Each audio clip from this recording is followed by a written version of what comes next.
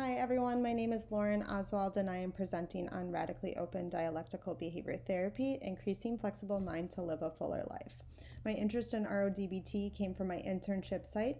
I am an intern at the Awakening Center, which is a private practice that mainly works with eating disorders. There I run an eating disorder support group, and a few members would reference this RODBT and how the treatment approach has really been helpful in reducing some of the rigidity around the recovery process. This made me want to learn more about this therapy and how I can use it as a complement to better serve the population I was working with. I want to begin by giving you a basic overview of RODBT and mind states, which is the focus of my research project. RODBT was created by Thomas R. Lynch, and his skill manual and textbook on the therapy was published in 2018, so it's a relatively new approach. It's an evidence-based approach for treating disorders of overcontrol, such as anorexia nervosa, obsessive-compulsive disorder, and personality disorders. RODBT has three distinguishable mind states. First being fixed mind, which is essentially that change is unnecessary because I already know the answer. This can be damaging to relationships because we're less likely to consider other people's point of view. The next is fatalistic mind, which is the state that change is unnecessary because there is no answer.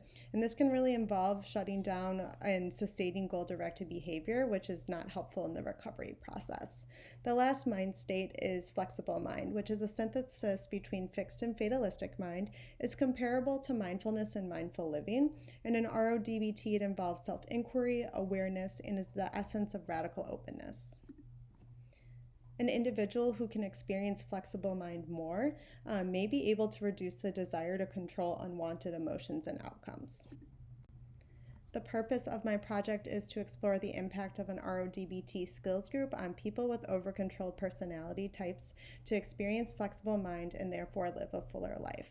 I hypothesize that an 11-week RODBT skills group will increase the group members' ability to experience flexible mind.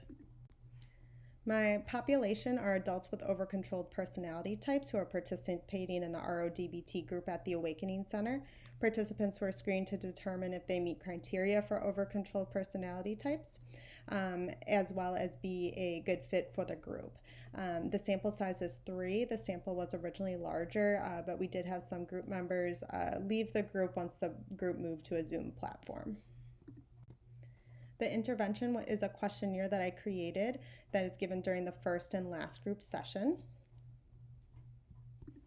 The pre- and post-group questionnaire results were averaged, computed to a percentage, and compared to show group change. To the right of the screen is the RODBT mindfulness questionnaire. The questionnaire has 4 sections, including fixed mind, fatalistic mind, flexible mind, and RODBT mindfulness skills. The 12 questions are answered using a 5-point Likert scale, and it takes about 5 minutes to complete. The chart here shows each individual scores, and to the right of the screen shows the average scores for the pre-group results. The score range is for a minimum of 3 in each section and a max score of 15. And again, this shows the post-group results with the scores for the average of the group to the right of the screen. The results showed a small decrease in maladaptive mind states of fixed and fatalistic mind, and a small increase in the experience of flexible mind and mindfulness skills. To the right of the screen shows percentage of average group change, and it's also displayed in the pie charts. Some strengths and limitations. Strengths is that it's short and simple, and that the Likert scale is easy to use to collect qualitative data.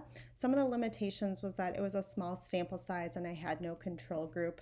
There's also limited research in the subject because it is a new treatment approach.